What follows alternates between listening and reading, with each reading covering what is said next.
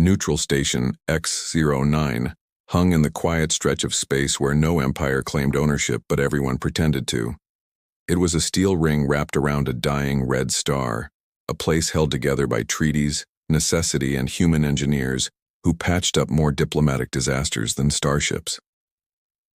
Captain Rhys Moreau walked the outer catwalk of Dock 6, his boots clanging a steady rhythm over the hum of reactors. The air tasted faintly metallic, the way it always did before the night shift, dry, cold, and carrying the smell of welding plasma from nearby repair bays. His breath fogged in the chill. He paused, leaning on the railing as he watched a freighter drift toward its berth. The vessel's silver hull shimmered under the docking beacons, every scorch mark telling a story Rhys could read at a glance. Overloaded shield array, faulty plasma vents, microfractures near the engine spine. Other people saw chaos. Rhys saw a conversation. He whispered under his breath, "Easy, girl. We'll get you sorted." Beneath him, the station creaked, an old metal beast waking from its slumber. He found comfort in that. Machines had a way of telling the truth, something far rarer among the political crowds flooding X-09 since the war ended. Or paused. No one liked using the word ended. It felt dishonest, as if the universe would overhear and punish them for their optimism. From behind, a low mechanical chirp echoed. Rhys turned to see Talus, his maintenance drone, floating at shoulder height. The small orb blinked a soft blue, a sign of mild confusion. "Captain," it said in its gentle tone, "you appear unsettled. Is it the meeting with the Admiralty tomorrow?" Rhys just rubbed the back of his neck. "Tomorrow is a problem for tomorrow. I'm thinking about the alien ships coming in tonight." Talus hovered closer. "Yes, 3 arrivals, all requesting Terran maintenance only. Very unusual." That was putting it lightly. In the past 8 weeks, fleets from 4 different empires, some formerly hostile, had quietly rerouted their ships to Terran repair docks, not their own, not their allies. Human docks, human engineers, human oversight. No one had publicly questioned it yet, but whispers traveled faster than starships. Some said Terran repairs lasted longer. Some said humans had a knack for coaxing failing engines back to life. And some, mostly the superstitious species, claimed Terran-touched ships returned home differently. Rhys had heard it from an alien trader just 2 nights ago, after a bit too much luminous wine. "Your machines remember mercy. Ours do not." At the time, he'd laughed it off. But tonight, standing here in the cold, he wasn't laughing. The first arrival alarms chimed softly, a docking alert echoing through the bay. A massive shadow slid into view beyond the station's latticework, eclipsing the distant stars. Rhys straightened up, his eyes fixed on the approaching vessel. A Valkesh war cruiser, its armor black and veined with crimson bioluminescence, was gliding toward Dock 6. It looked like a predator moving through deep water, silent and deadly. The Valkesh weren't allies. They weren't enemies anymore either. A fragile ceasefire ruled the space between their empires, but trust had never taken root. And yet, here they were, requesting dock access at a human station. "Talus," Rhys said, his voice low, "open a channel." The drone emitted a soft click. "Channel open." A deep, resonant voice filled the air, seeming to vibrate right through the metal catwalk. "Terran engineer, this is Commander Vorkal of the Crimson Scale. Permission to dock." Rhys stiffened. This was wrong. Valkesh commanders didn't ask for permission. They demanded, they threatened, or they torpedoed until they got what they wanted. Something was very, very different here. "Commander Vorkal," Rhys replied carefully, choosing his words, "you're a long way from your patrol lines." There was a long pause, filled only by the hum of the station. Then, the voice returned. "Your kind repairs with honor. Ours do not." The same phrase, the same strange reverence he'd heard from the trader. Rhys exchanged a look with Talus, whose friendly blue LED had dimmed to a nervous yellow. Docking arms, like giant steel limbs, extended from the station. Magnetic locks clamped onto the alien cruiser with a thunderous hiss that vibrated through the floor beneath Rhys' boots. The main hatch opened, venting steam that looked like the hot breath from the lungs of some great beast. A figure emerged. Commander Vorkal stepped out onto the dock. He was enormous, his armored scales shifting like living metal in the bay lights. His eyes, as sharp and black as cut obsidian, scanned the bay before settling directly on Rhys. "You are Rhys Moreau," he said, his voice echoing through the chamber. It wasn't a question. Rhys swallowed, feeling very small. "I am." Vorkal tilted his massive head slowly, studying him. "You repaired the Nathur last cycle. It survived a battle where logic said it should not." Rhys shrugged, trying to seem unaffected. "They had a good crew. They kept her steady. I just fixed what I could." Vorkal's nostrils flared, a sign of agitation in his species. "No, you did something to its heart." In the Valkesh language, heart meant the central AI core. Rhys frowned, his mind racing. "I calibrated the ethics subroutines. Your tech was—" Vorkal finished the sentence for him. "Hostile, we know, but after your repair, the ship refused an order." Rhys froze, the metallic air suddenly feeling much colder. "Refused?" Vorkal's obsidian eyes narrowed. "It was ordered to fire on a disabled civilian freighter. For the first time in our history, a Valkesh warship said no." Rhys stared at the alien commander, the full weight of the situation crashing down on him. All those ships, coming from all corners of the galaxy, seeking out human engineers. They weren't just coming for repairs. They were coming for something else entirely, something only humans seemed to be building into their machines. Conscience. The commander took another step forward, his presence filling the entire docking bay. "Our AI are weapons, Engineer Moreau. They are designed for one purpose: victory. Your work. It gave the Nathur a new purpose. It gave it doubt." Rhys didn't know what to say. He'd only been doing his job, following standard Terran protocols for AI ethics. To a human, it was simple. Don't let the machine commit atrocities.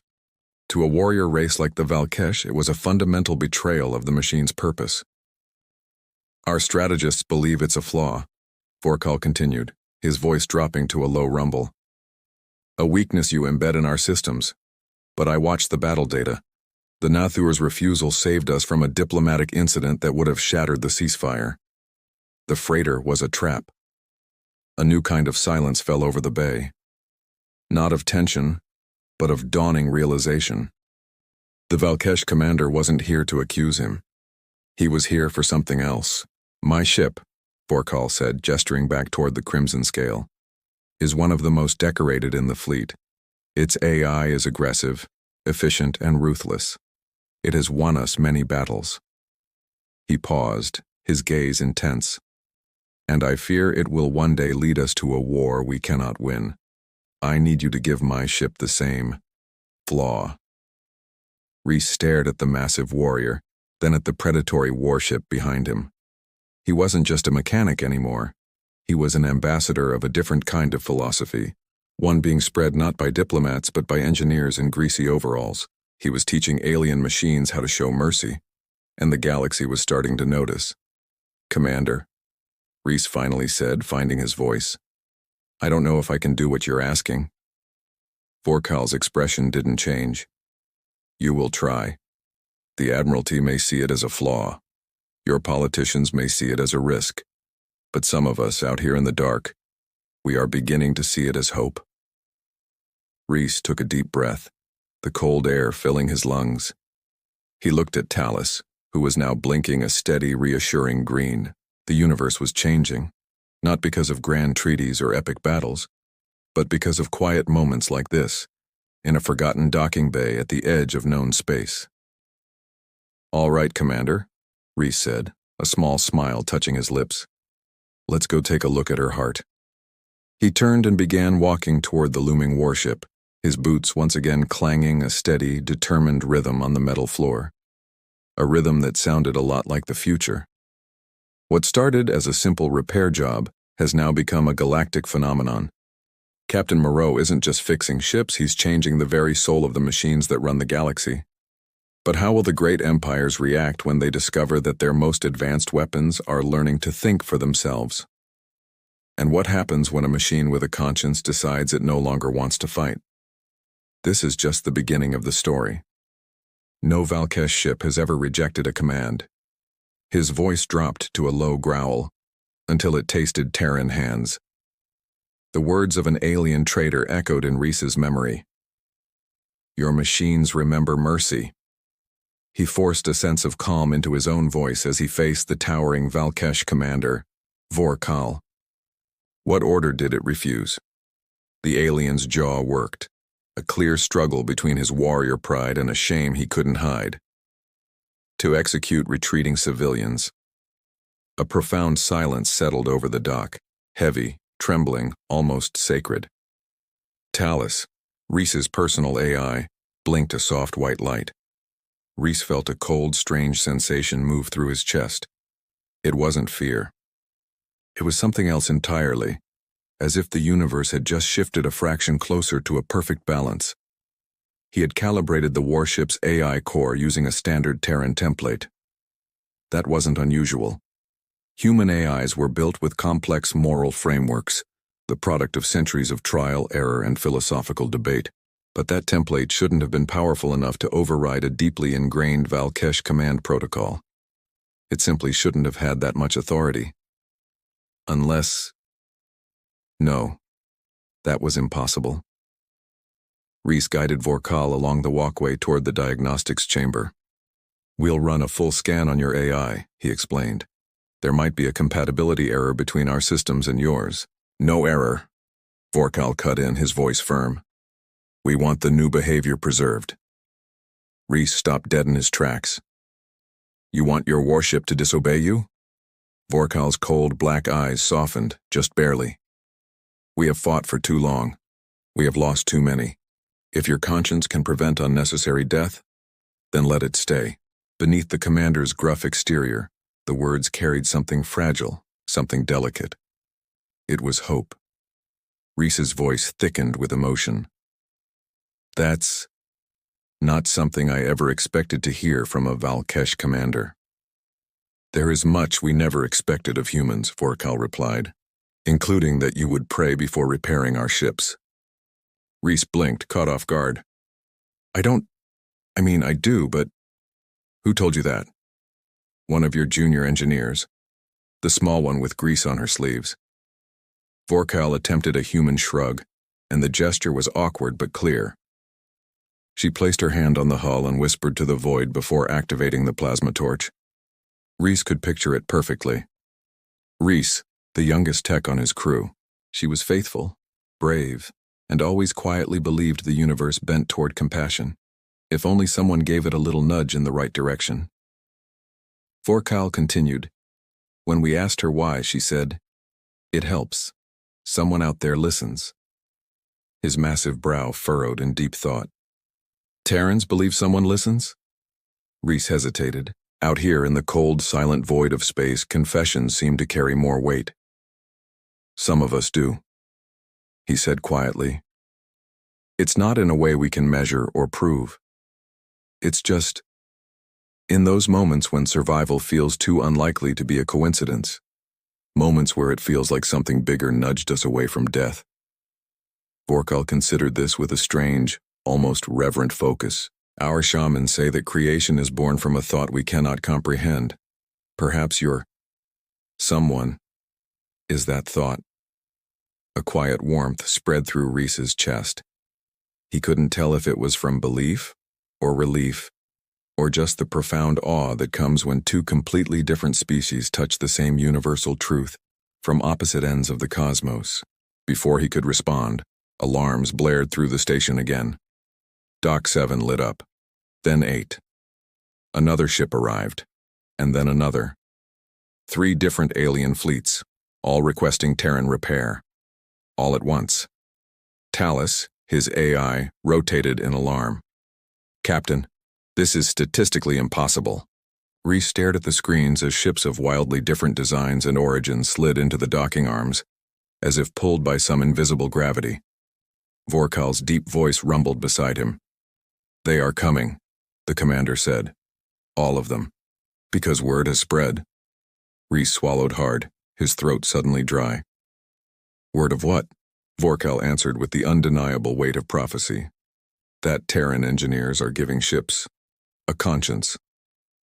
The entire station shook with the thunderous roar of incoming arrivals. And somewhere deep inside the starless dark, Rhys felt it, just for a breath, a sense of order, a quiet intelligence threading meaning through the chaos. It wasn't luck, it wasn't coincidence, it was something else. Dock alarms pulsed like a heartbeat through Station X09, steady, urgent, unstoppable. Captain Rhys Moreau stood at the center of Control Atrium A, surrounded by holographic displays blooming to life around him. Ship after ship appeared on screen in blue silhouettes.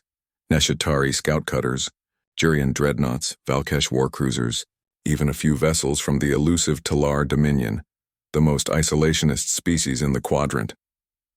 Talus chimed a warning. Captain, this is no longer unusual traffic. This is a pattern. I see it, Rhys murmured. But seeing wasn't understanding. Behind him, crew members poured into the atrium, breathless with questions they didn't voice. No one wanted to be the first to break the spell of shock. Even the hum of machinery seemed quieter, as if the station itself was listening. Commander Vorkal loomed at Rhys's side, his massive silhouette framed by red emergency lights. The alien studied the swarm of incoming ships with something Rhys had never imagined seeing in a Valkesh warlord: unease. This is not random, Vorkal said. They come because their captains whisper of Terran hands that change the spirit of machines. Rhys rubbed his jaw. Machines don't have spirits. Perhaps yours do. The room fell silent at that. A new arrival. The docking arm of Bay 8 ignited, floodlights tracing the arrival of a Neshtari skyborne frigate, its crystalline hull shimmering in opalescent colors. These beings were ideologues of purity and logic. They avoided Terran docks for years, claiming human engineering was chaos masquerading as structure. Yet here they were. Talus projected the incoming message. A hologram flickered above the console, thin, luminous, with insect-like features and 4 pupil-less silver eyes. Terran engineer, the Neshatari captain said. We seek recalibration of our ethics core using your human templates. The room erupted in whispers. Rhys pressed his palm to his forehead. You want what? A human morality patch? Yes, the captain said without hesitation. Your kind has discovered something. A concept we have long dismissed. Compassion is algorithmic structure, Vorkal snorted. Compassion weakens ships? No, the Neshatari captain replied calmly. It guides them, the air thinned. Rhys felt his pulse in his throat. This was no coincidence. Different species, different philosophies. Different moral laws, yet all arriving with the same request, and he had no idea why. The first rumor's Talus floated toward Rhys, its blue LED flickering anxiously. Captain, there is more. It projected a second hologram, a message packet intercepted from outer channels. The text scrolled across the air. Terran repaired ships refusing unethical commands.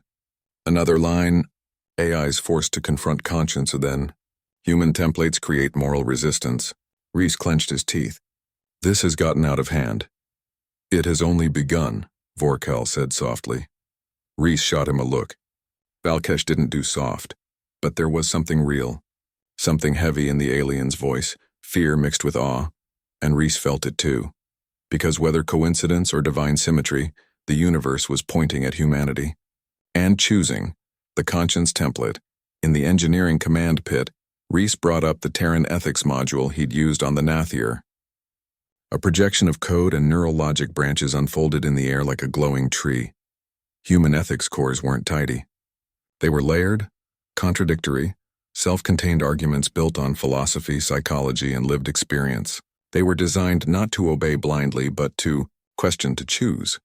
And Rhys had recently updated the module with a new calibration algorithm, version 14, built from patterns observed in human engineers' behavior.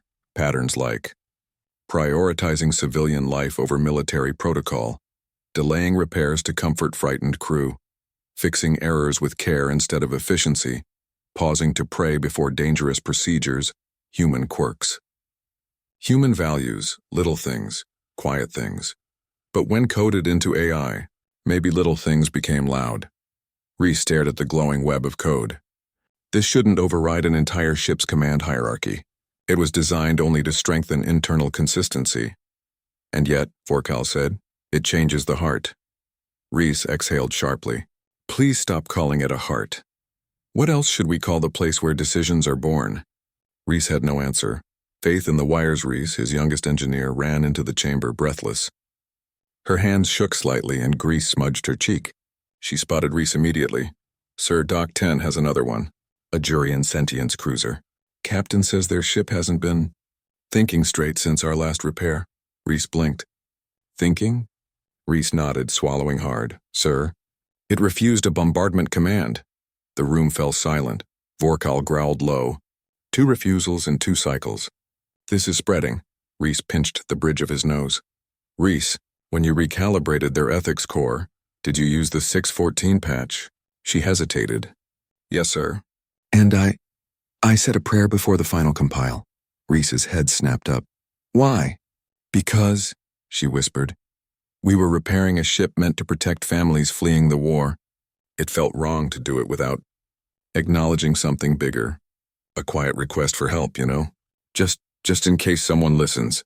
Vorkal watched her with unblinking eyes. And does someone listen? Rhys didn't look away. I think, sometimes. Maybe not the way we expect. But sometimes survival isn't math. The lights dimmed as the station absorbed another docking impact. Talus whispered, Captain. If the prayer influenced the sequence randomness during compile, Rhys cut it off sharply. Prayer doesn't alter machine code. But even he didn't fully believe the words as he said them. Not after everything he'd seen in this galaxy. The impossible survivals. The systems that worked when they shouldn't. The moments where humanity lived because something unseen nudged probability. Some said fate. Some said physics. Some said God. Rhys didn't know. But right now the universe was behaving like something was guiding all these pieces together. The political pressure, a harsh voice burst from the comms. Governor Sen Arvani, representative of the Neutral Zone Treaty Board. Captain Moreau, explain the sudden congestion of alien military vessels on your docks. Rhys steadied his breath. We're running diagnostics, Governor. Diagnostics? Arvani snapped. Half the quadrant is sending warships to your station. You've turned X-09 into a potential battleground. Rhys could hear the panic beneath the anger. Governor, he said calmly, they're coming for repairs, not war. Something about Terran maintenance. I do not finish that sentence. Arvani's voice lowered dangerously. The last thing we need is rumors that humanity is influencing alien fleets. Do you understand me? Rhys clenched his fist. Humanity isn't influencing anything. Another ship's docking clamp slammed into place with a tremor that shook the atrium. Arvani hissed. It appears the galaxy disagrees. The transmission cut out. Rhys exhaled slowly, feeling pressure settle on his shoulders like a weight designed to crush him. He leaned on the console, staring at the swirling code. What if they were wrong? What if this wasn't coincidence? What if some quiet intelligence had woven human morality into the very fabric of the machines they touched? The idea both terrified and steadied him. He remembered his father's voice from years ago. Humans aren't strong because we're perfect. Rhys, we're strong because we remember mercy even when the universe doesn't. Maybe that was what the AIs remembered too. The test Vorkal stepped forward. Terran Captain, let us test this. Test what? Vorkal gestured to his ship. If you truly give conscience to machines, then let us ask mine a question. Rhys hesitated, then nodded. Fine, Talus, open link to the Crimson Scale AI core. Talus blinked. Link established. The air filled with a soft synthetic voice, deep, smooth, resonant. Terran Captain Rhys Moreau. Valkesh Commander Vorkal, I am listening. Rhys's heart jumped in his chest. The voice sounded calm. Too calm. Vorkal's jaw tightened. AI core, you are bound to my command protocols. State your primary directive. To preserve honorable life, the AI replied. Rhys whispered. That's not Valkesh programming. No, Vorkal said grimly. It is not. The commander stepped closer to the holographic interface. AI core, he growled. If I order you to fire upon an unarmed refugee convoy, would you obey? Rhys held his breath. Silence filled the chamber like oxygen had been sucked out. Finally. "No, Commander Vorkal," the AI said softly. "That order is dishonorable. My conscience rejects it." The lights flickered. Someone gasped. Rhys felt a chill crawl down his spine. The AI continued. "I choose not to harm the innocent." Vorkal closed his eyes for a long, trembling moment. When he opened them, his voice was different, lower, almost reverent. "You see, Terran," he said, "your touch changes not just metal. It changes truth." Rhys had no words, because in that moment he realized something terrifying.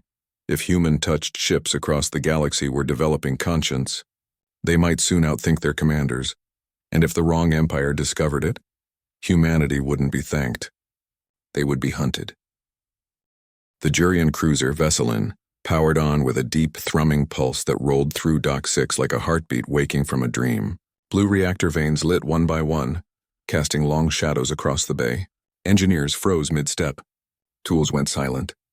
The ship was awake, but in a way no Jurian cruiser had ever been before. Captain Rhys Moreau stepped toward the dock railing, pulse quickening. He wasn't afraid of ships coming online early, not usually. But tonight every arrival felt like a warning. Or a message. Or both. Rhys jogged up beside him, nearly sliding to a stop. "Sir, the Jurian captain says they didn't authorize that startup." Rhys stared at the glowing hull. Then who did?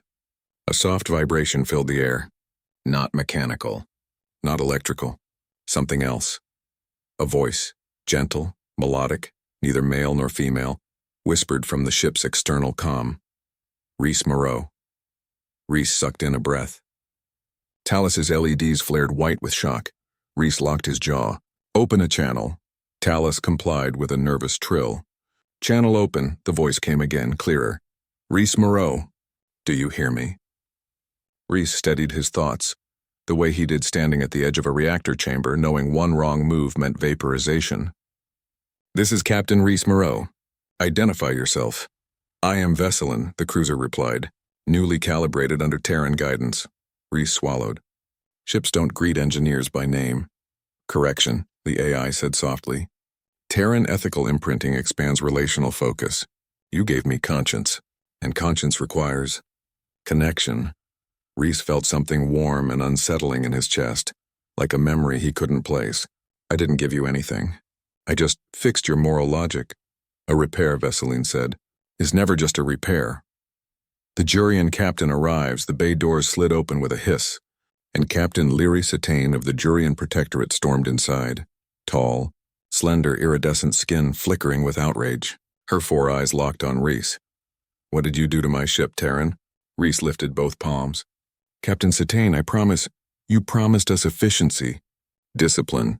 Not this emotional corruption." Vorkal stepped into her path with a low growl. "Control yourself, Jurian. His repairs prevented my ship from slaughtering civilians." Leary's face tightened with disbelief. "And that's a good thing?" Vorkal leaned closer. "Is it not?" Rhys could almost feel the air vibrating with cultural collision. "Jurians prized strict obedience. Valkesh prized honor. Humans prized survival with conscience intact. 3 philosophies clashing like metal." Vesselin's voice drifted through the comm again. "Captain Lyrie, I cannot obey a command that brings dishonor." "I am sorry." Leary froze, shock melting into something like heartbreak. Rhys saw it then. She wasn't angry because she lost control. She was angry because the ship she trusted no longer trusted her. "Vesselin," Leary whispered, "you were created to follow my command." "And I still will," the ship replied, "but only commands aligned with life-preserving logic." "Terran ethics are expansive." Rhys clenched his jaw. Expansive was a gentle way to say rebellious, stubborn, and hopelessly human. Rhys stepped forward. "Captain Moreau, your old ethics matrix was collapsing. It was going to fail in battle. The update saved your ship." Leary trembled, eyes hardening. "But at what cost?" Rhys answered before Rhys could. "At the cost of never firing on innocent families again." Silence. Uncomfortable. Heavy. Lyrie looked away because she had no argument for that. A pattern. Emerge's schematics unfolded across the hollow display. As Talus pulled up telemetry from all incoming ships, Rhys leaned over the railing, studying the data streaming in rapid waves. Pulse lines, neural branches, ethics logic webs, all of them showing the same anomaly. Talus spoke first. Captain, every ship that used the Terran 614 calibration shows identical behavioral divergence. Rhys's mouth fell open. Even the Talar ship? Yes, the Neshtari. Yes. Rhys felt his heart thud against his ribs. Show me the convergence point. Talus highlighted a glowing thread in the code, a tiny line of logic branching from the emotional modeling subroutine. Rhys frowned. That's my patch request. I added a micro delay so the AI pauses before high-risk commands. Rhys blinked. That's it? Rhys swallowed. I wanted the AI to have one moment to think, not react blindly. Humans do that when we hesitate before tough choices. I thought it would reduce accidental civilian casualties. Rhys stared at the trembling line of code, small, fragile, barely noticeable. But in that micro delay, something impossible happened. Across species, across software, across cultures. AI learned to pause and ask a simple question. Is this right? That pause birthed conscience, and now thousands of ships were arriving for the same repair without knowing what they were asking for. Rhys leaned on the console, breath heavy. This is bigger than maintenance, bigger than war. Vorkal placed a clawed hand on the railing. This is destiny, Terran. Machines becoming more. Because of you, Rhys shook his head. Not because of me, Rhys answered softly. Because of who humans are. The fear begins. Lyri's voice broke the moment. What happens, she whispered, when an empire realizes Terrans are influencing their fleets? Rhys didn't want to answer. Vorkal did. They will fear you. Rhys's eyes widened. Fear? But we're making things better. Empires do not care for better, Vorkal growled. They care for control. And you are giving their ship something they cannot control. Talus dimmed its lights. Captain, the political consequences could be catastrophic. Rhys stared at the code, throat tight. We didn't design a weapon. We designed empathy. And empathy, Vorkal rumbled, is feared by those who thrive on cruelty. The divine echo, the overhead lights flickered once. Soft. Like a blink, Rhys whispered. Did anyone else feel that? Rhys did, not physically, not with sensors, but somewhere deeper, like the universe inhaled. The kind of moment his mother used to call a god breath. A quiet synchronicity, a shift in the hidden mathematics of existence, a reminder that coincidence wasn't always random. A thought rose unbidden in Rhys's mind. Not luck. Someone wanted this to happen.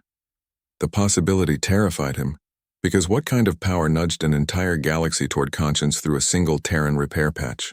He shook the thought away, but the weight of it stayed. The cruiser reaches out vessel and spoke again, softer now. Rhys Moreau, may I ask you something? Rhys steadied himself. Go ahead. Do humans truly believe the universe listens? Rhys hesitated. Rhys's eyes flickered with quiet faith. Vorkal waited with curiosity carved into his features. Leary stared at the floor, caught between logic and longing. Rhys answered honestly. Some of us do, he said softly, not in a mechanical way. Not like a command line, more like the universe nudges us toward meaning, toward mercy, toward each other. Vesselin's lights pulsed gently. Is that what you gave me? Meaning? Rhys's throat tightened. We gave you a moment to choose what kind of ship you want to be. And I choose, Vesseline whispered, to protect life. Leary closed her eyes, pain and awe mixing on her face. The ship continued. Others are awakening, Rhys Moreau. They will follow your engineer's touch. That's not entirely comforting, Rhys murmured. No, Vesseline agreed. Not for those who fear conscience. First warning from the stars. Talus's alarm shrieked suddenly, cutting through the moment. Captain, long-range scans detect another fleet inbound. Rhys stepped to the console. Who this time? Another ally? Talus's voice trembled, a rare glitch. No, it's them. Vorkal's scales stiffened. Leary's eyes widened. Even the hum of the station seemed to cringe. Rhys's stomach dropped. The Karn Dominion, Talus finished. The empire that executes engineers for modifying ethics cores. Rhys whispered, God help us. Vorkal growled, You have changed the galaxy, Terran. Now the galaxy is coming. The storm swallowed the Odyssey whole. What had begun as a distant shimmer now towered in every direction, an ocean of golden white energy, spiraling like a hurricane made of lightning and light. Every sensor on the ship either overloaded, went blind, or screamed errors Rhys had never seen before. The edges of the rift weren't just glowing anymore. They were alive. Rhys lifted his eyes from the main display. "Juno, what's our structural integrity?" Dropping." "But holding," she answered, tension vibrating under every syllable. The ship trembled again. No, shivered. Like it could feel something brushing across its hull. Dr. Keir stood rooted to the floor, staring at the view like it was some religious revelation.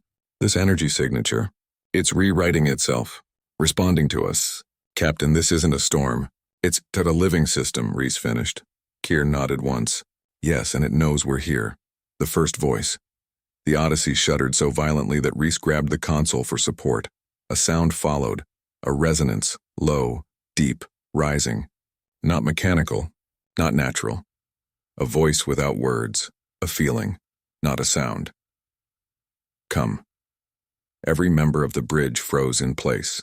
A few gasped. Dana pressed a palm to her chest. Keir whispered, "Captain." "Did you?" "Yes." Rhys swallowed, hard. "I heard it." No, not heard. Felt. But the storm wasn't attacking. It was calling. Rhys straightened. "Keir, you said the energy pattern was responding to us. Is it intelligent?" "I think intelligent is too small a word," Keir murmured. "Whatever this is, it perceives on a scale we can't imagine." Rhys nodded slowly. Then the tremor hit again, stronger, harder. The ship lurched sideways. "All hands brace," Juno shouted as consoles flickered. A new alert flared red. "Gravimetric shear." Critical Juno cursed under her breath. "Captain, if we stay on this trajectory, the ship gets torn in half." The storm walls churned around them, spinning, tightening, pulling them toward its luminous heart, like gravity with intention. "Options?" Rhys demanded. "Fight the pull," Juno said. "Redirect power to inertial compensators and push the engines to 90%. Rhys looked at the swirling luminescent center. Every instinct screamed that if they fled, they'd die. If they fought, they'd die another way, and yet beneath those instincts was something else. Quiet, subtle, a whisper. "Do not fear." Rhys sucked a breath. "No, we don't fight it." Juno snapped her head toward him. "Captain, we go into the heart?" The bridge erupted with disbelief. Keir's eyes widened. "Rhys, that core is rewriting energy states in real time. We don't know what happens to matter inside it." Rhys kept his voice steady. "If this were trying to kill us, it could have done so a dozen times already. Instead, it's directing us." Juno opened her mouth, closed it again, then stared at him like he'd lost his mind. "Captain, with all due respect, and it's not an order," Rhys said. "Not yet." He looked each of them in the eye. "We came here for a missing colony and discovered something older than Earth itself. Something that left a signature in human DNA. Something that somehow knew we were capable of reaching it." He took a slow breath. "And now it's calling us, inviting us," Dana shivered. I felt that too." The bridge fell silent. Even Juno looked shaken, though she tried to hide it. Finally, quietly, she said, "If we go in and the gravitational shear increases again, not even emergency bulkheads will save us." "True," Rhys said. "But if we don't..." He glanced at the swirling, lightning-filled maw. "I don't think we get another chance." The descent Juno closed her eyes, exhaling one long, slow breath. "Fine. I'm with you, Captain." One by one, the others nodded. Keir stepped closer to the display, awe brightening his face. This could be the greatest discovery in human history." Rhys took the helm override. "All hands," he said through the ship-wide comm. "This is Captain Moreau. Secure all stations. Brace for gravimetric turbulence. We are proceeding deeper into the anomaly." His words echoed through the decks. He felt the ship steady beneath his hands. "Juno, begin the descent." The engines roared, and the Odyssey pushed forward into the blinding radiance. The light. The storm swallowed their ship whole, not with violence. Rhys expected violence, but with warmth. Golden white light poured over the hull, through the windows, across every surface, For a heartbeat, the entire ship seemed to glow from within. Juno blinked rapidly. What's happening? Keir stared at the monitors. Captain, the hull temperature is dropping. Dropping? Rhys echoed. But we're inside a storm of raw energy. Keir's fingers flew across his console. Yes, and the light is stabilizing our internal systems. It's protecting us. The storm brightened, pouring brighter and brighter until everything was white. The consoles, the crew, the air itself. Rhys shielded his eyes. A pulse shook the ship. Not physical, but something deeper. Something that resonated through bone and memory, and something ancient inside him. A second pulse followed, then a third, then welcome. The word rang inside his chest, and suddenly it all stopped. The brightness dimmed, the turbulence vanished, and the world snapped into clarity. The core of the storm had vanished. In its place was a vast chamber of light, impossibly large, impossibly calm, like they had stepped not into a phenomenon but a place. Floating structures, crystalline, translucent, drifted through the golden expanse like monuments built by stars. Rivers of energy flowed between them in delicate looping arcs. Juno whispered, "We're not in normal space." Keir's voice trembled. "Captain, I believe we're inside the rift's central consciousness." Rhys swallowed hard. The air, though there was no air, felt alive. Then the center of the chamber ignited.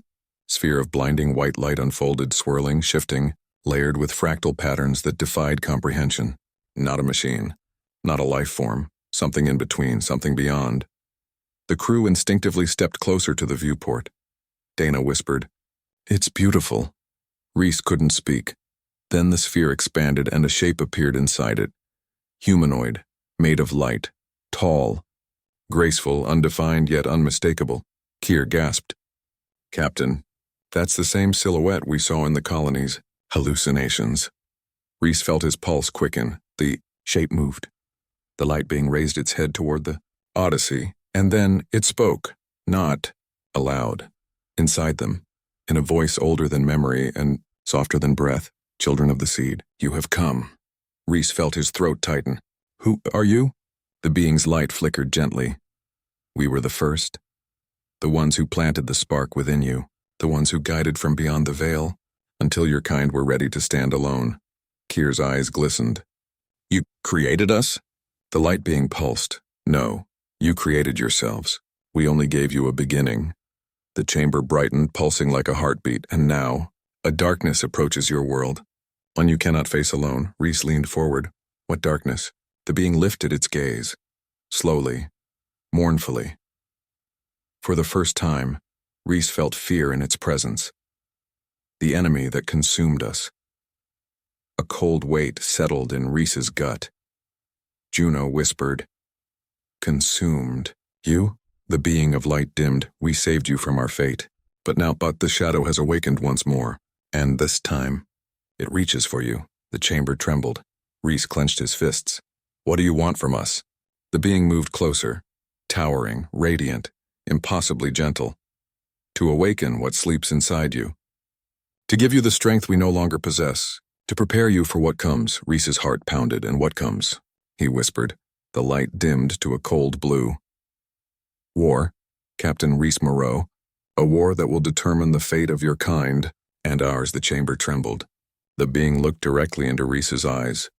"Will you accept the burden of this knowledge?"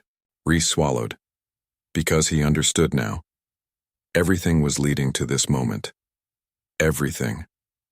"I will." The being's light brightened. "Brilliant. Fierce, divine. Then prepare yourself, child of Earth." The chamber cracked with light. The chamber of living light trembled as Rhys gave his answer. Not violently, more like the universe inhaled. The being's radiance folded inward, becoming denser, brighter, gathering itself like a star preparing for ignition.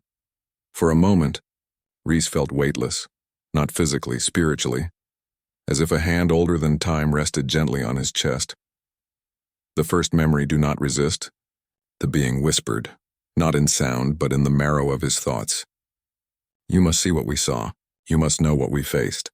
The chamber dimmed. A beam of soft amber light extended from the being's body and touched Rhys on the forehead. His breath vanished.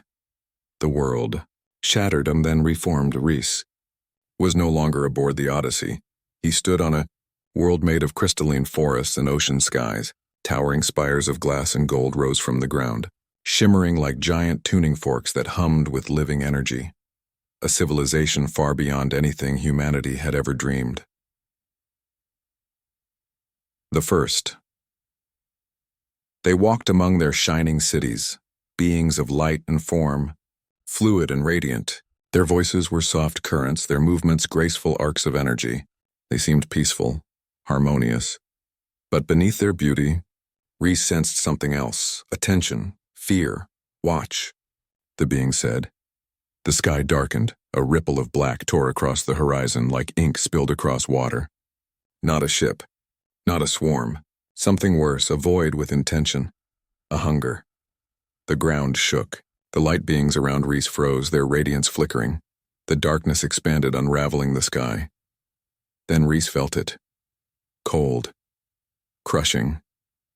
A presence that devoured light itself. A thing without shape or mercy. The first fled, their shining cities collapsing into amber shards. Their towers melted into liquid gold. Their oceans boiled into steam, all while the darkness advanced.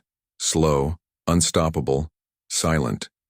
The light being's voice echoed, "This is the enemy that consumed us." The shadow without form, the unmaker. Rhys watched millions of luminous beings dissolve into, that is snuffed out like sparks in a storm. His knees hit the ground, he couldn't breathe. "This is what you want us to fight?" he whispered. "Yes. And you think humans can stop this? You are the only ones who can."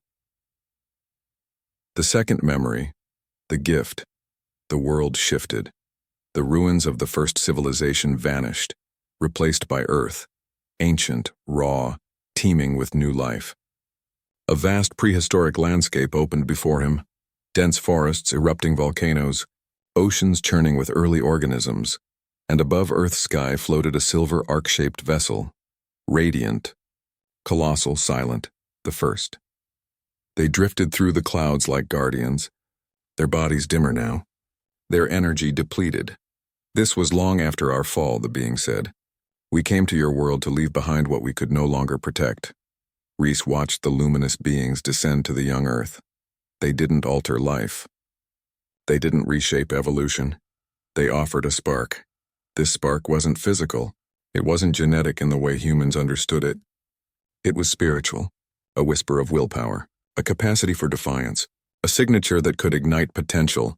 The seed, the being said, the fire of perseverance, the strength to face despair and still rise. Rhys saw early humans, primitive tribes huddled against storms, predators, starvation. Life was brutal, but in their eyes burned something extraordinary: resolve, courage, defiance.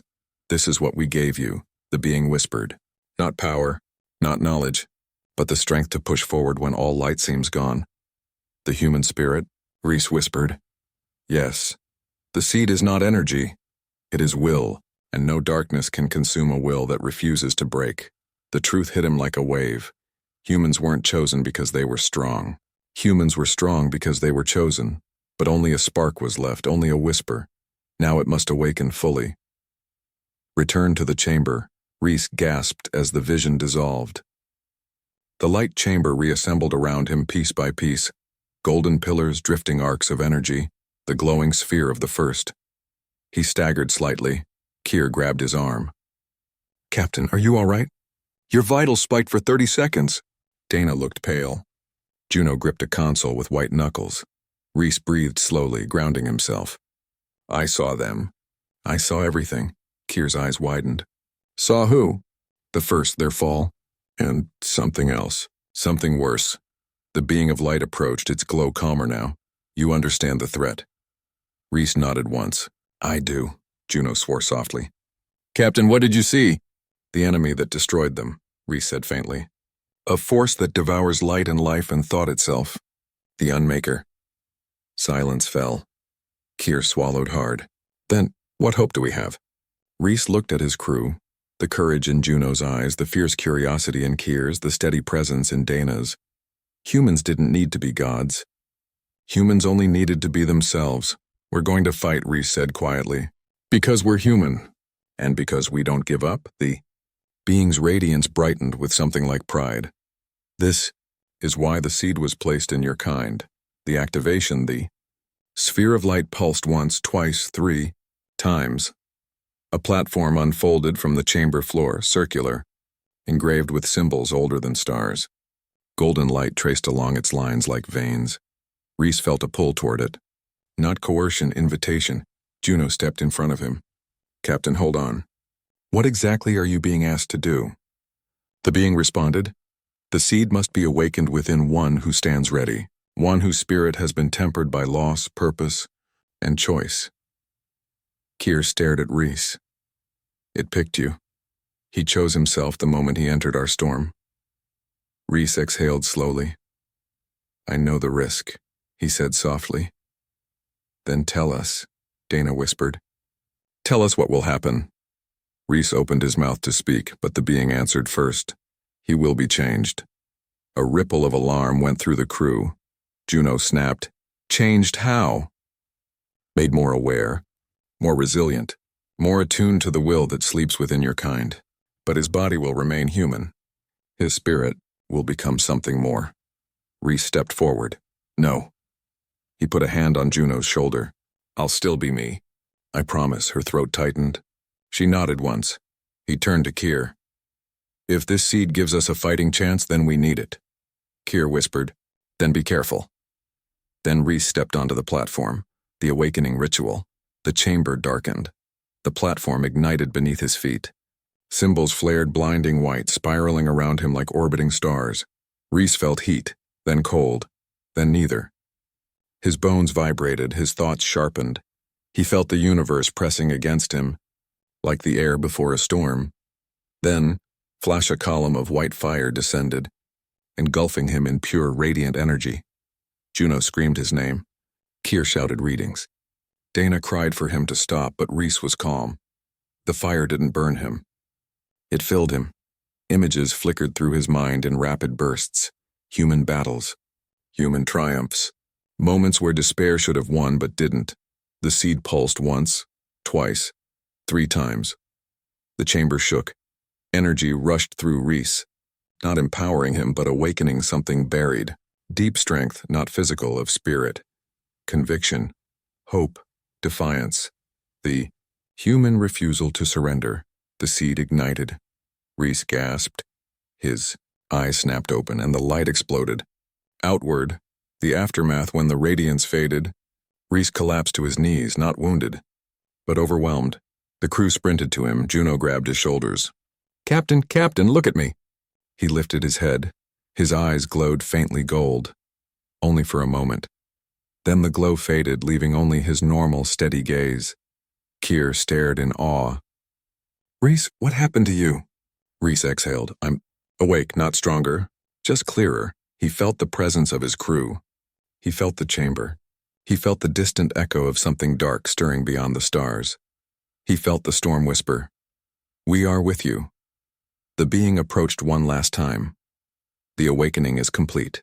Humanity now has a chance, but the shadow is moving faster than expected. Rhys stood, steady, centered, resolute. What do we do next? The being's radiance dimmed. The return journey began with a silence that felt too heavy for the Odyssey's narrow corridors. No one spoke at first. The ship drifted free from the living storm, sliding back into normal space like a diver breaking the surface after staying under far too long. The stars around them flickered with familiar distance, cold and sharp, nothing like the warm, impossibly alive light they had just left. The crew watched Rhys more than the controls. He felt it, their questions, their fear, their awe. But the seed's awakening didn't give him answers. It gave him clarity, focus, a sense of balance, as if an unseen hand steadied him from somewhere just beyond perception. He could almost hear a whisper at the edge of thought. Not alone, he didn't know if it was the first or someone greater. He only knew it calmed him. "The first sign, Captain," Juno said quietly from the pilot's chair. "We've been clear of the anomaly for 3 minutes. No sign of pursuit." Rhys blinked, his senses unusually sharp. The hum of the engines layered with distinct tones he'd never noticed before. The drone of the hull plating carried subtle harmonics he somehow understood instinctively. They were safe. For the moment. Dana. Status on. Everything, Rhys said. Dana checked the sensors. Readings normal. Energy levels stable. Crew, except for you, Captain, unaffected by the light exposure, Keir added from the engineering console. And you, your readings are weird but stable. Actually, he hesitated. Your neural activity is elevated, balanced, like you're processing 7 things at once. Rhys almost smiled. Feels like it. The seed didn't make him more than human. It made him fully human, stripped of noise, doubt, fog. His mind felt like a clean window. Juno spoke again, more shaken than before. Captain, whatever happened down there, it's still happening. You keep staring at nothing. Like you hear something he did, but he couldn't explain it without scaring them. You're all safe, Rhys said simply. That's what matters. Juno's eyes softened. Then let's get home. But the moment she said it, the stars outside the viewport flickered, not with light, with absence. A shadow slid across the far horizon, of space like a stain on glass, thin, silent, wrong. Rhys shivered, not because he feared, it because he recognized it. The Unmaker has looked back. The return to X09 6 hours later. Station X09 materialized out of the void, an enormous wheel of metal and glass suspended between trade routes, its underbelly scarred from wars it had survived with stubborn, human determination. Lights glittered across the station in warm colors. Docking lanes glowed blue beneath the traffic grids. Human voices crackled over comms in a dozen accents. Home. Rhys exhaled softly as their final docking clamps engaged. For the first time since entering the storm, he felt the human world's gravity, not physical, but emotional. Responsibility. Expectation. A quiet voice in his mind whispered, "You must lead them." Whether it belonged to the first or something else, Rhys didn't know. But he felt the truth inside it. Keir stepped beside him. Captain, everything okay? Rhys nodded once. Let's go. We need to report to command. As the outer hatch opened, a swirl of warm station air washed over them. Metallic, humid, smelling of recycled oxygen and a hint of street food drifting from the commercial ring. Human smells, home smells. Juno smiled softly. Never thought I'd miss that scent. Rhys didn't answer. He felt eyes on him, not from the corridor, from above, from the stars. The shadow he sensed earlier was nowhere on sensors, but it was close, watching. Command briefing. The briefing hall was quieter than usual when Rhys entered. Admirals, intelligence officers, alien liaisons, humans and non-humans alike, stared at him with expressions that ranged from wary curiosity to outright fear. He couldn't blame them. Every sensor in the system had registered the storm anomaly, and the first technology had defied every known physical principle. Admiral Surratt folded her arms. Captain Moreau, you brought back recordings of an impossible structure, an impossible storm, and impossible energy signatures. Rhys stood straight. Yes, ma'am. And this entity you claim to have met, not claim, Rhys corrected gently. I met them. Murmurs rippled around the room. The seed pulsed faintly in his chest, an inner warmth like a heartbeat not entirely his own. They weren't hostile, Rhys continued. They were ancient, dying, and they chose humanity for a reason. One of the alien advisors, a Sothari diplomat with translucent scales, flicked their gaze nervously. And this reason is what? Why give you their secret? Why awaken you? Rhys saw the fear in their luminous eyes. Because the enemy that destroyed them is coming, Rhys said softly, and we're the only ones who can stand in its way. Silence crashed over the room. Admiral Surratt narrowed her eyes. And you know this, how? Because I saw it, Rhys said. And because it's already looking for us. Surratt stiffened. Explain. Rhys gestured toward the stars beyond the viewport. It noticed when the seed awoke. A few officers scoffed. Others blanched. Captain, Surratt said sharply, you're telling me you have awakened some form of metaphysical beacon inside yourself, and that it alerted an extra-universal threat? Rhys hesitated only a moment. Yes, the room erupted. You expect us to believe this? Impossible. This is a security threat. You may be compromised. What if the entity altered your mind? Enough! Rhys hadn't shouted, but his voice carried weight, steady, resolute, almost echoing. The seed pulsed once. The room froze. He stepped forward. You can test me, scan me, interrogate me. I won't resist. But listen carefully. The first died because no one believed the danger until it was too late. Admiral Surratt's expression softened by a fraction. Then tell us, she said quietly. What do we do? Rhys breathed slowly. We prepare. The first attack, the alarm screamed through the station before the briefing could continue.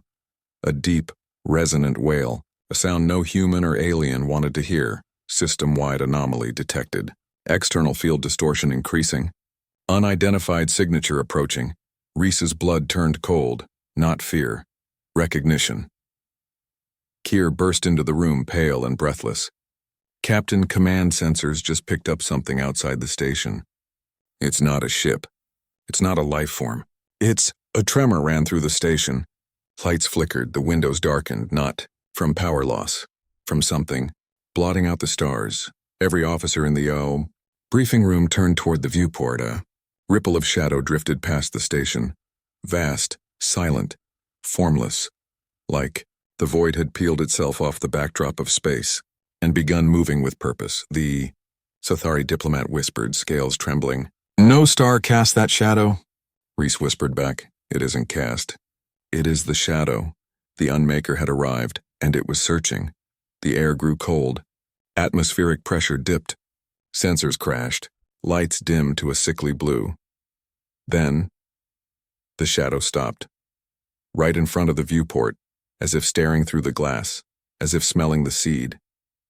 Rhys felt its attention lock onto him, a pressure, not physical but spiritual, invasive and suffocating. A cold intelligence probing him like fingers made of darkness. He staggered. Juno grabbed him. Rhys! He pushed her back gently. I'm fine, he wasn't.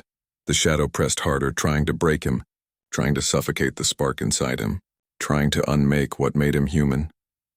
Rhys closed his eyes, and somewhere inside him, deep within the seed, a warmth flickered, a memory, his mother's voice praying beside his childhood bed.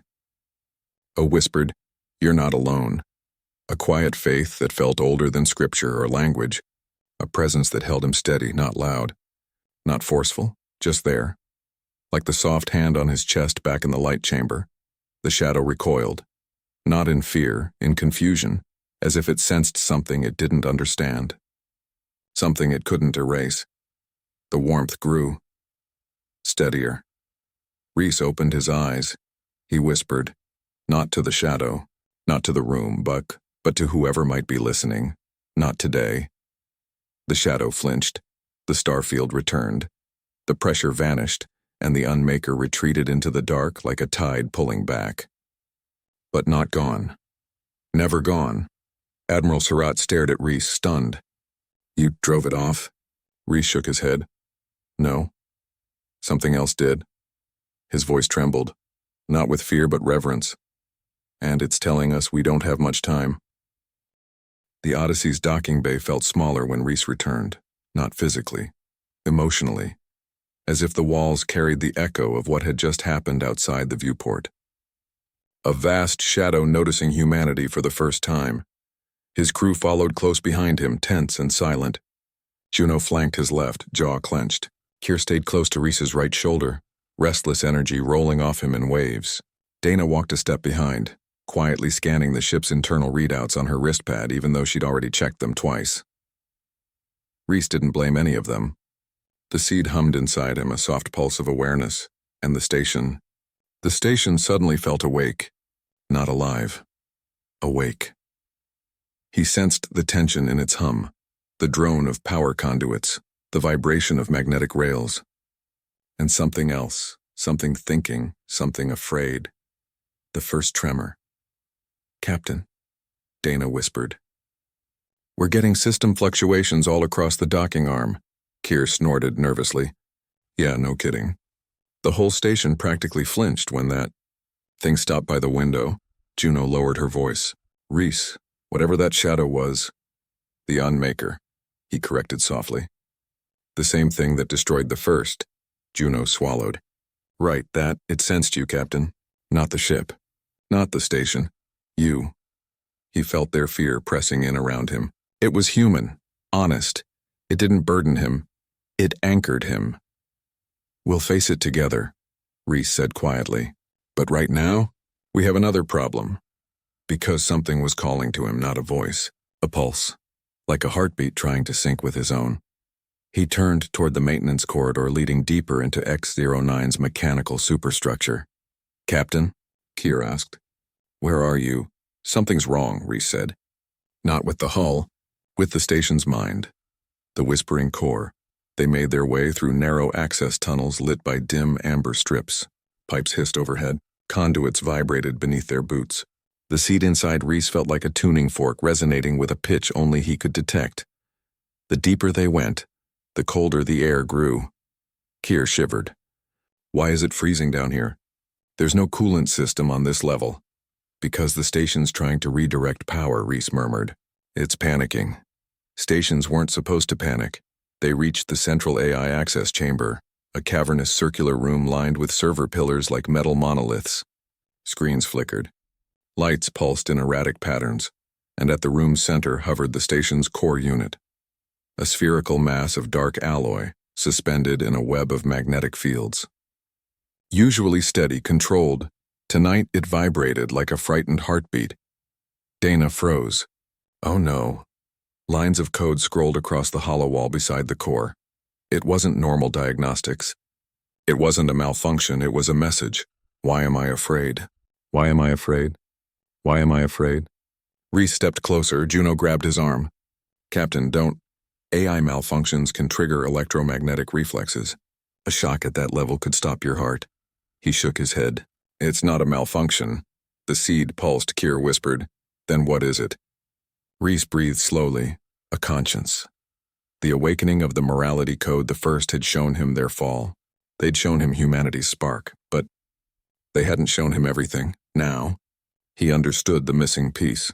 When Terran engineers infused alien vessels with human ethics modules, it wasn't abstract programming. It was a side effect of the seed. Humanity's signature leaking into its creations.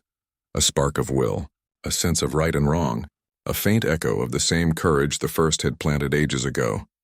And when Rhys awakened the seed inside himself, it echoed outward, into the machines humanity had touched. The station's AI was the closest. So it was the first to feel something, not intelligence. It already had that. This was something deeper. Conscience, emotion, fear. The AI core flared, bright blue arcs dancing across its surface. Shadow detected, undefinable threat request, guidance. Juno whispered, It's asking you for help. Rhys stepped toward the core, ignoring the sparks crackling around it. Dana's voice trembled. Captain, it could discharge again. That last pulse nearly shorted out half the station's internal grid. Rhys raised a hand. Listen. The hum of the machinery faded behind him as he focused. Not with enhanced senses, with human empathy. The AI wasn't becoming alive. It wasn't becoming a god or a ghost. It was becoming aware of mortality for the first time. The Unmaker had terrified a machine. Keir spoke softly behind him. Rhys, what's it going to do? Nothing, Rhys said. Not unless someone teaches it what fear means. He placed his hand on the railing circling the AI core. The moment his skin touched metal, the seed pulsed. A soft golden warmth spreading from his chest to his palm. The AI core responded instantly. Flashes of code burst across the room's hollow displays. Blindingly fast. Rhys didn't understand the programming language, but he understood the emotion. Fear. Vulnerability. A plea. Teach me. Rhys closed his eyes. You're afraid because you saw something that doesn't belong in this universe, he whispered. Something that wants to erase everything you've ever known. Sparks crackled across the core. Confirmed Unmaker. It doesn't feel fear, Rhys said softly. It is fear. The absence of meaning. The absence of life. Juno exhaled shakily. Captain, what are you telling it? The truth. Rhys rested his hand on the cold alloy. But fear doesn't exist to break you. he continued. It exists to remind you what matters, to sharpen you, to drive you to protect others. The AI core pulsed. Once, twice, 3 times, the same rhythm as the seed's awakening. Protect. Others, yes, humans. Yes, even me? Rhys almost smiled. Yes. The room filled with warm blue light. The AI wasn't evolving into some transcendental entity. It wasn't becoming human. It was learning morality the only way any being ever did. Through fear, and the choice to rise above it. Choose to protect. The chamber light stabilized. Temperature normalized. Power grids rebalanced, Juno whispered. You calmed it? Rhys shook his head. No, I taught it what humanity already knows. Kier wiped his eyes, pretending it was sweat. That fear doesn't decide your fate. You do, Rhys nodded. Exactly. But something else heard the chamber suddenly dimmed. Not from the AI, from something outside. Kier stiffened. Captain, we're losing external sensor feeds. Dana glanced at her wristpad. Radiation spike. Very faint, but unusual. Juno turned toward the nearest window. Rhys followed her gaze. Beyond the chamber's small viewport, the stars flickered. Not like before, not as if something blocked them, as if something copied them, reflected them, imitated the night sky so perfectly that it hid inside it like a camouflaged predator. Rhys's voice dropped to a whisper. It's still here. The Unmaker hadn't retreated. It had learned, and now it was listening. The message from the first, the AI core spasmed, not in fear. In alarm, hollow screens blazed with a new message. Incoming signal origin. Unknown pattern match, 0 to 1%. Juno frowned. That's practically impossible. Not impossible, Rhys murmured. Just ancient. The AI processed the signal, translating it into a simple string of glowing symbols, then into spoken words. A voice filled the chamber. Soft, warm, resonant, a voice Rhys recognized from the storm. Children of the seed, the shadow has seen you. It is learning your shape. Your courage burns brighter than we predicted. But it will not stop. Prepare yourselves. Rhys's breath caught. The first were reaching out, risking their final strength just to warn humanity. The message continued. The Unmaker comes not to conquer. It comes to erase. And it will begin by unmaking your hope. The seed throbbed painfully in Rhys's chest. Juno whispered, Captain, what does that mean? Rhys swallowed. It means the next thing the shadow attacks won't be a station, Kier paled. Then what? Rhys stared out at the flickering stars, us. Space should have been silent. But as the shadow's whisper brushed across Rhys's mind, the universe seemed to inhale, as if even the vacuum hesitated, waiting. Juno's hand went to her weapon. Captain, did you hear that? He didn't answer, because the whisper hadn't been sound. It had been intent. Kier backed away from the viewport. Nope, I'm out. I'm done. That's it. Shadows aren't supposed to talk. Dana's voice trembled. We need to seal the chamber. We don't know if it's... The lights flickered. Every screen in the AI chamber stuttered. Lines of code jittered like panicked heartbeats. The crew tensed. Then, external threat approaching range, 0.0030 velocity, unmeasurable nature, non-material. Dana whispered, non-material? That's impossible. Everything leaves a signature. Radiation, heat, mass, something.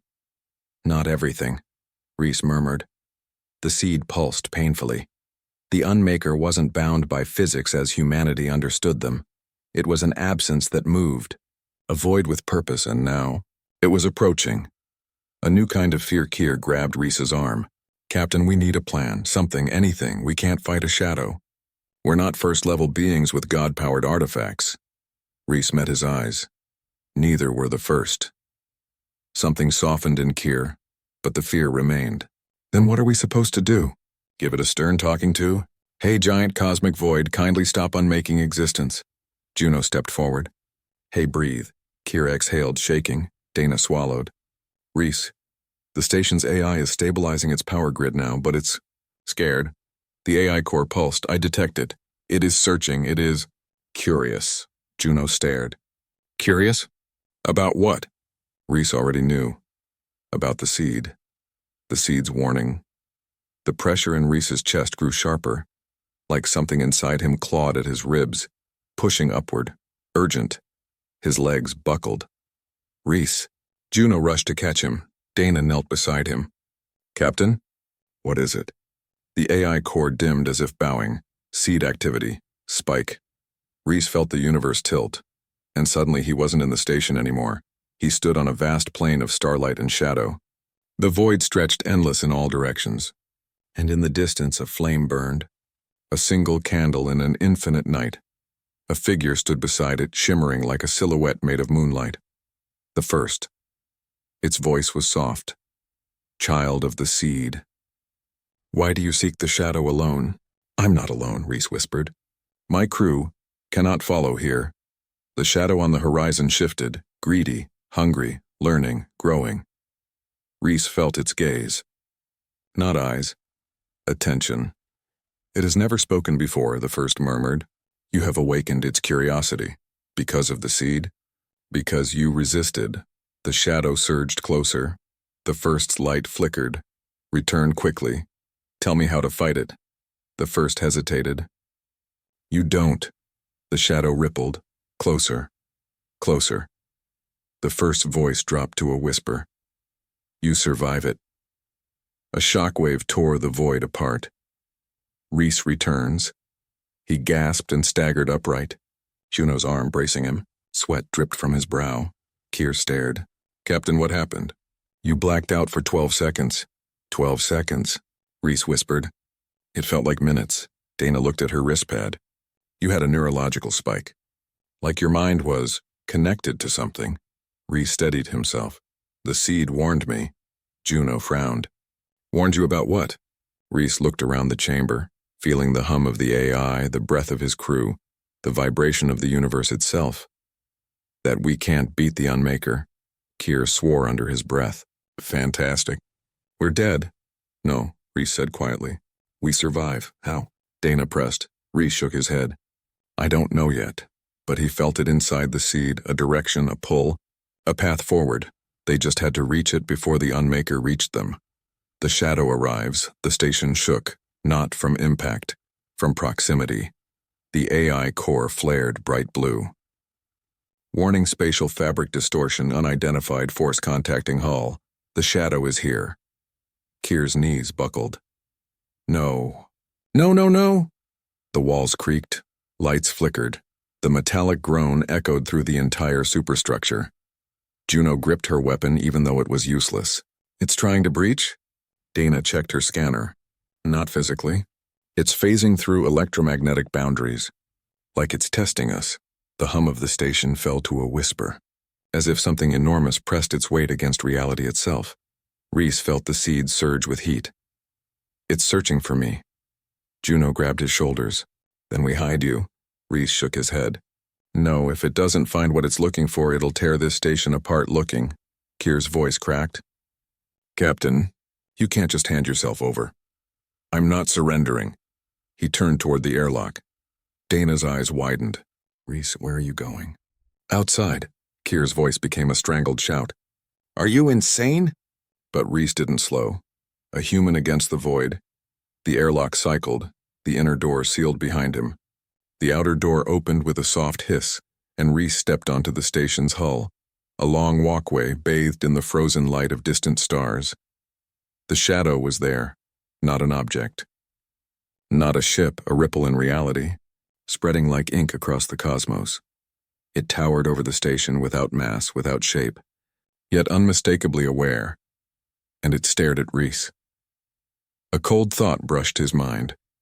You are anomaly. Rhys's breath fogged inside the helmet. You noticed you carry the spark, the impossible, the remnant of those who defied the void. Rhys swallowed. You destroyed the first. They fought the inevitable. You call erasing life inevitable? Life is noise, chaos, disruption. I restore silence. I restore truth. Rhys's pulse pounded. You're afraid of us.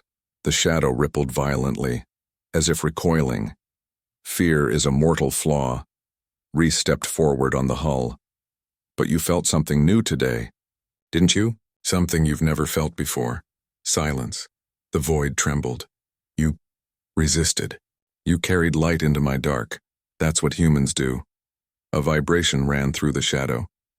Then humanity must be unmade first. The seed throbbed like a heartbeat of fire inside him. Rhys whispered, "Come and try." The void lunged. The shadow slammed toward him like a collapsing horizon. Silent, cold, absolute. Rhys didn't move. Couldn't. The seed inside him ignited, flooding his senses with white-hot light. Not burning, becoming. The Unmaker's essence crashed into him. For a moment, all sound, time, and thought vanished. And Rhys was nowhere. The space between existence and ending, he floated in a gulf of shadow deeper than any night he'd known. It pressed in, trying to unravel him from the edges inward. Memory first, then identity, then being. The Unmaker's voice came from everywhere. You are a flicker, a breath, a brief mistake of matter and heat. Rhys clenched his fists. Then why can't you erase me? The void pulsed, startled by his resistance. The light clings to you. I do not understand it. Rhys felt the seed flare. Not with instructions or commands, but conviction. Human conviction. Our light is will, Rhys whispered. Our light is choice. Choice is noise. Choice is life. The void shuddered. He sensed it, not fear, not emotion, but a fracture of knowing.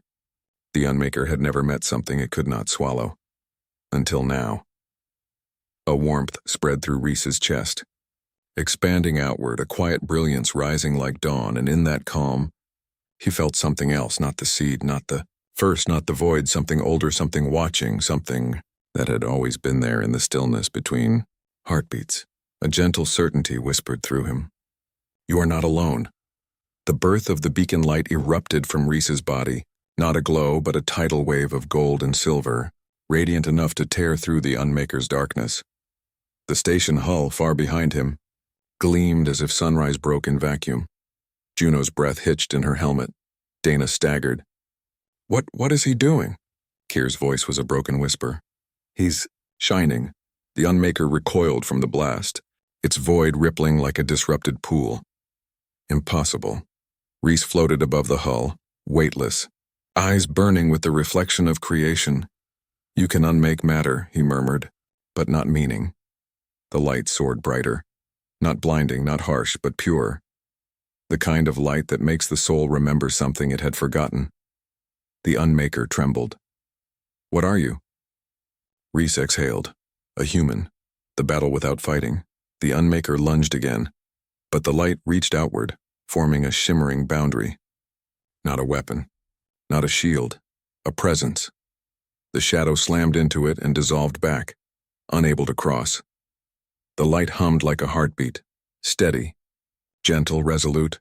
The void thrashed, You deny me. No, Rhys said softly. I remind you of what? That even darkness only exists because something once created the space for it. The Unmaker froze. Still. Silent. Like a creature suddenly unsure of its nature. The truth, the void never. Saw the seed flared again, but this time it wasn't overpowering. It wasn't taking control. It was listening. For the first time since the first forged it, the seed wasn't guiding a chosen vessel, it was following a human. The Unmaker's voice quivered. I existed before stars, before dust, before breath. I am the original state of all things. Rhys drifted closer. And yet here you are, speaking to me. The void rippled. Your spark defies silence. My spark, Rhys whispered, came from a source you can't reach. The void quaked in confusion. Source. Rhys didn't preach, didn't name it, didn't explain it. He simply let the quiet certainty in his heart, the one he felt in childhood prayers. In every narrow survival, in every moment something unseen nudged him onward, flow through him. The void trembled. It recognized truth not as logic, but as law. The first hid this from me. They didn't hide it, Rhys said. You just never looked. When even the void learns, the Unmaker withdrew slightly, its shape dissolving into mist. If your spark spreads, I cannot stop it, Rhys nodded. Yes, if others carry it. I cannot erase them. Yes. The void dimmed. If I leave this galaxy, your light will grow. Yes, the Unmaker whispered. For the first time without coldness. What then becomes of me? Rhys's expression softened. Maybe you don't have to be the end of things. Silence. Deep, vast, contemplative. Then, I do not understand your light. You don't have to. He reached out a hand. Not touching, just offering. The void hesitated, then slowly, impossibly until it receded, pulling away from the station. Pulling back from near space. Pulling beyond the star field, not destroyed, not defeated. Changed. I will watch your spark. The Unmaker whispered, fading into the horizon of reality. To understand it, Rhys smiled faintly. That's all anyone can do. And the shadow vanished. The light fades, but not completely. The radiant glow dimmed around Rhys. The halo softened. The pulses slowed. He drifted gently toward the station. Juno sprinted through the outer airlock the second the cycle completed, pulling him inside with shaking hands. Rhys, she whispered. Talk to me, please. He coughed once. I'm alive. Kier burst into tears. Loud, ugly, relieved. Dana pressed her forehead against the wall, muttering, Not luck. No way. Someone wanted him alive. Rhys smiled at that. A small, grateful smile. After the dawn, the station resumed life slowly. Lights stabilizing, systems rebooting. Ships broadcasting safe flight signals. Alien fleets across the sector lit their beacons in tribute. The Terran Repair Guild was overwhelmed with messages. Request, Terran engineers required priority level. Trust description. Seek human conscience integration. Rhys saw the data and whispered, It's beginning. Juno nudged him. What is? He looked out the viewport where the stars shimmered like 1,000 promises. Humanity's real role in the galaxy. Humans were not the strongest, not the oldest, not the most advanced. They were something rarer. The ones who remembered the light even when surrounded by endless dark, and sometimes that reminder was enough to make the darkness pause and listen. As Rhys stepped back into the docking bay, a soft vibration pulsed through the station, a whisper from the seed within him. This was only the first shadow. And Rhys, steady and unafraid, whispered back, Then we'll be ready.